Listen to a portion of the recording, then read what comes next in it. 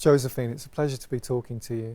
Can you tell me about the moment that you received the Radar Commission and how you went about actually coming up with music for it?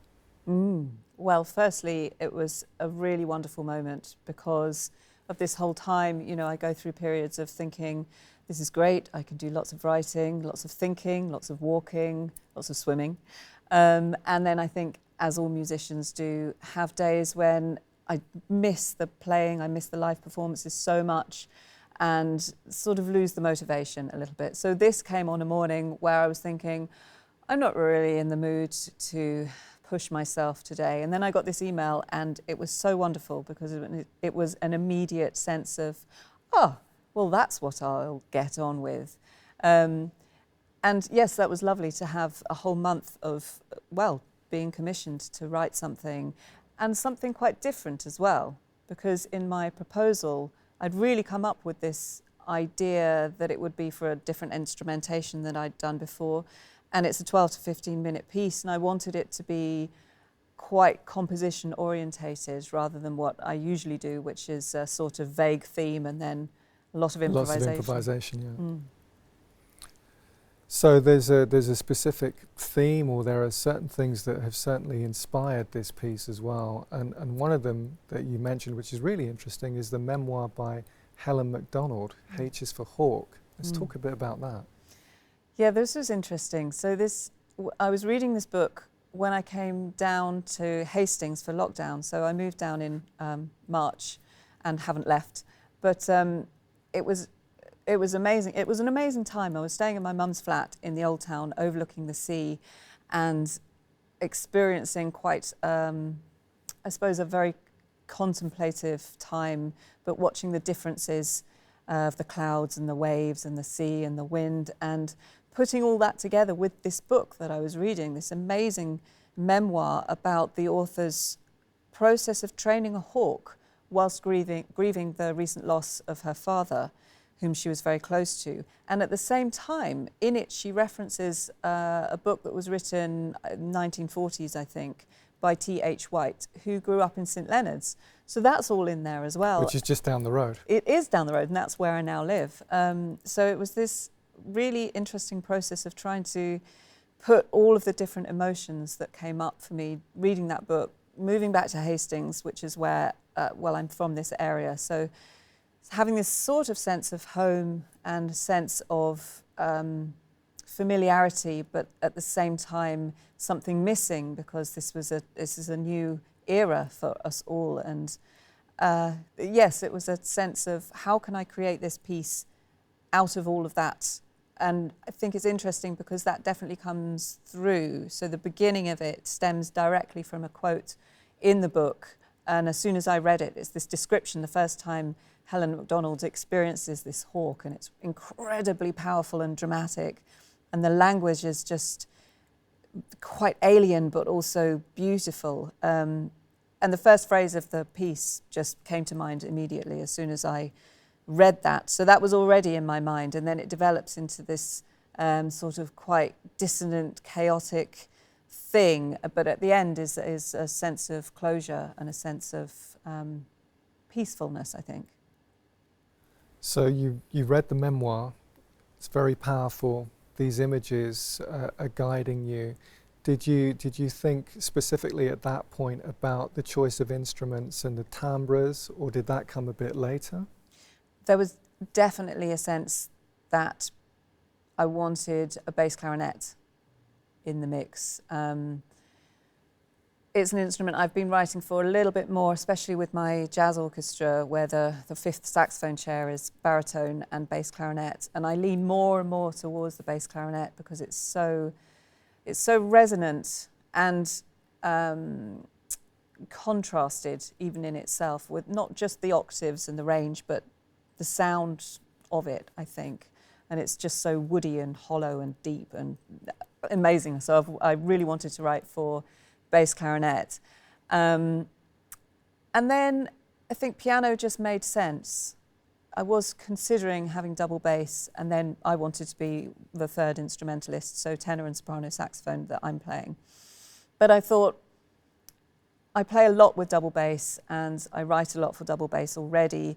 So I would quite like the challenge of writing for piano, not just a chord sequence, which obviously lots of us jazz musicians do, and then the pianist will interpret that with all of their wonderful voicings and knowledge. But I really wanted to dictate more than that and get into figuring out what works and what voicings I can come up with that will contrast and blend with the bass clarinet and the soprano and tenor saxophone. So the bass clarinet is prominent with this lovely sort of weave of horns around it, and the ebb and flow in the piece is very, very, it's very prominent. We hear that straight away, and I think we do get a sense of nature or the local environment, the sea, the ebb and flow of the sea, or maybe the sky or clouds rolling. Tell me a bit more about how these different images are coming through the music.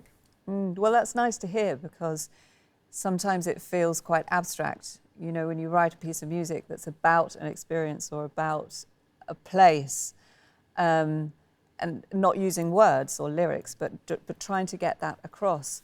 And I think there are quite specific things that inspired me, and it was definitely being in this relationship, I think, with the sea, but with nature as well. And when it was lockdown in March and April, the weather was amazing, and I went up on East Hill, which is a sort of national park, and it's really like being in the wilderness once you get over the hill, so you can't see the town anymore. And it was so quiet, and there was nothing on the horizon and nothing in the sea, and no people around, just lots of insects and lots of clouds and lots of things that I suppose hadn't really taken the time to be with for a while. And then I started swimming in the sea quite early as well. So it's just an experience of being in the waves and experiencing that ebb and flow and having that as a sensation. It's very physical, and I think that comes out in the music as well, I hope. So there's a contrast between this commission and the really interesting band, the trio Satori, that you lead, where it's just bass and drums and saxophone. So that's very open. There's a lot of space, and this is much more layered. Did you want something that would take you away from what we know you for, what we associate you with? Yes, I think so. It was definitely a feeling of, well, I'm being commissioned as a composer rather than a saxophonist, and that being something that has really come to the fore, especially because I haven't been able to gig. And I think I wanted to do something really different from Satori, something much less improvisational, but with a little bit of room for improvisation, and certainly with the kind of flavour of jazz. Well, this is Jazz Radar, so I wanted that to stay, but yes, something different, something more contrasted, something really rich in tonality, which I think when you have a drums, bass, saxophone trio like Satori, that's much more limited, what you can do harmonically, what you can state harmonically. So yes, I did want to do something different and be perhaps known as for something different. Who would you say your main influences as far as composition might be? Oh, that's an interesting question. Well, when I first moved down here, when all gigs cancelled, okay, what can I do? Well, the first thing I did was to write a string quartet, which is hopefully going to be performed next year. But in order to do that, so it's I guess, what is it? It's classical music? Is it jazz music? I don't know what it is. There's no improvised content, so it's all purely written. And in order to get into string writing, I listened to quite a lot of Shostakovich and Stravinsky and Schubert, and they have definitely influenced this piece of writing as well. I think in terms of perhaps the way I write now is more linear rather than vertical. So jazz musicians a lot of the time are taught and then get into a habit of thinking quite vertically and quite structurally. So this is a big generalization, but there might be something about writing a chord sequence that happens repeatedly. But with the music that I've been writing recently, there hasn't really been a sense of that structure happening. It's like a through composition that I'm trying to find where it's going, and it's much more... it's like one episode after another. Yeah, it's quite organic like that. And perhaps it's been a little bit less melody based as well. Yeah. So I love writing a tune that often has a chord sequence with it, but with this and with the string quartet and the way that I've been listening to a lot of classic great composers over the centuries, I think that's been the influence to really, I don't know, let go of the previous way that I was developing as a composer and do something quite radically different for me. Do you think that this could possibly develop into a band that you would write for on a regular basis? I hope so. Tamar's moved to St Leonard's as well. It's all happening in St Leonard's. It's all happening in St Leonard's. And Alcyona is somebody that I've played with a lot in various projects. And we had a rehearsal and it was amazing immediately. And I was thinking this might be quite a difficult piece to get together, and it wasn't. It just flowed and it was really nice. So I'd love to do more with Tamar and Alcyona if possible. Tamar Osborne, the bass clarinetist, baritone saxophonist, and Alcyona Mick, the pianist, who you've had sort of long-standing musical relationships with. Yes. Which is important too, as well, isn't it? Having that bond with people. Very much so. And I think it's one of the most difficult things about this time is, as musicians, we're incredibly social, and a lot of our social way of being comes from being in bands and seeing people, and when that's taken away, it's quite striking how much that means to us.